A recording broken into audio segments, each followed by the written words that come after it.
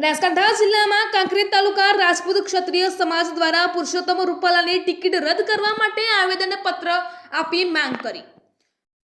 પ્રાપ્ત વિગતો અનુસાર ગુજરાતમાં લોકસભાની ચૂંટણીના પ્રચાર પ્રસાર સાથે હર્ષોલ્લાસપૂર્વક ભારતીય જનતા પાર્ટીના નેતાઓ સભાઓ ગજવી રહ્યા છે, ત્યારે સામાજિક પ્રસંગમાં પણ નેતાઓની હાજરી જોવા મળે છે। ત્યારે હવે થોડા દિવસ પહેલા રાજકોટ લોકસભા બેઠકના ભાજપના ઉમેદવાર અને सांसद અને પછી કેન્દ્રીય મંત્રી પુરુષોત્તમ રૂપાલાએ રાજપૂત સમાજને બદનામ કરવા માટે એક સામાજિક કાર્યક્રમમાં પોતાનું વક્તવ્ય આપતા ભાન ભૂલ્યા અને પછી રાજપૂત સમાજની ખાનદાની ખુમારી અને આન બાન શાનને ઠેસ પહોંચે એવું પોતાનું વાણી વિલાસ અને અભદ્ર ભાષાનો ઉપયોગ કરીને અંગ્રેજો સાથે રોટી અને બેટીના વ્યવહાર રાજાઓએ કર્યા છે।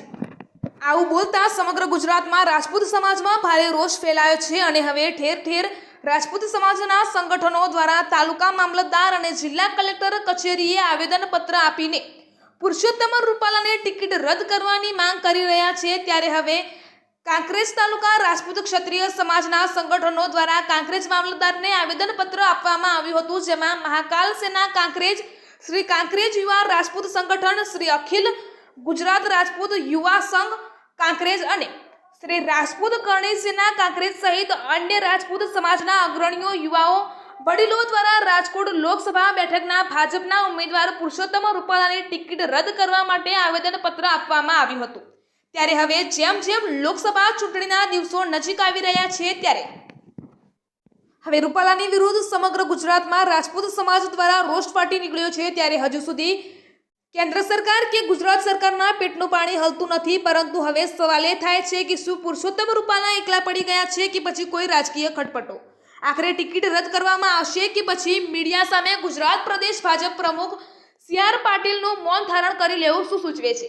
ત્યારે હવે મોટો ધડાકો કરશે કે શું, એ તો હવે આવનારો સમય જ બતાવશે। પરંતુ હવે ગુજરાતના રાજપૂત સમાજમાં રોષને રોક લગાડવા મોદી સરકાર કેટલી સફળતા મેળવે છે અને ભાજપ સાથે રાજપૂતોને કોઈ વિરોધ નથી, પરંતુ ફક્ત પુરુષોત્તમ રૂપાલાની ટિકિટ રદ કરવાની માટે જ સમગ્ર ગુજરાતમાં રાજપૂત સમાજના સંગઠનો મજબૂત બનીને મેદાને ઉતર્યા છે। ત્યારે ભાજપ પ્રમુખ સહિત મોટા ગજના નેતાઓએ પણ ચૂપકીદી સેવી લીધી છે।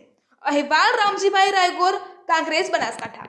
કાંકરેજ તાલુકાના રાજપૂત સમાજના તમામ સંગઠનો સાથે મળી અને હમણાં જ રૂપાલાજીએ એક સભામાં, જાહેર સભામાં બોલ્યા છે કે રાજપૂત સમાજની લાગણી દુભાણી છે। એ બાબતે આજે તાલુકાના રાજપૂત સમાજના તમામ સંગઠનો ભેગા મળી અને આવેદનપત્ર આપવામાં આવ્યા છીએ।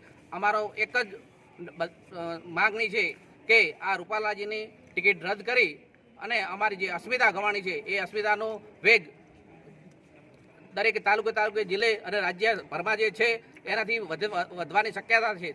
તો સરકાર અને ચૂંટણી પક્ષ અમારી એક જ માગણી છે રાજપૂતની કે રૂપાલાજી ટિકિટ રદ કરી અને રાજપૂત વિરુદ્ધ જે અપશબ્દો બોલ્યા છે એમનો ન્યાય અને નિર્ણય કરે, એ જ અપેક્ષા છે।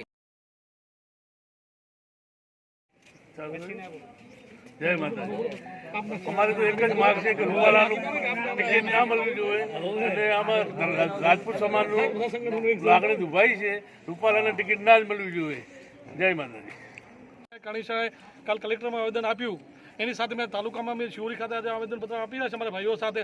અમારી એક જ માગ છે કે રૂપાલાજીની ટિકિટ રદ કરવામાં આવે, એમને હટાવવામાં આવે, કારણ કે અમે અમારી અસ્મિતાનો સવાલ છે। જો કરવામાં નહીં આવે તો આની આગ તાલુકે, જિલ્લે અને રાજ્યભર અને બીજા સ્ટેટમાં અને દેશભરમાં આગ લાગશે અને હવે જવાબ આપીશું આ ઇલેક્શનની અંદર ક્ષત્રિય સમાજ આપશે જો આ ટિકિટ રદ કરવામાં નહીં આવે તો। ભારત માતા કી જય।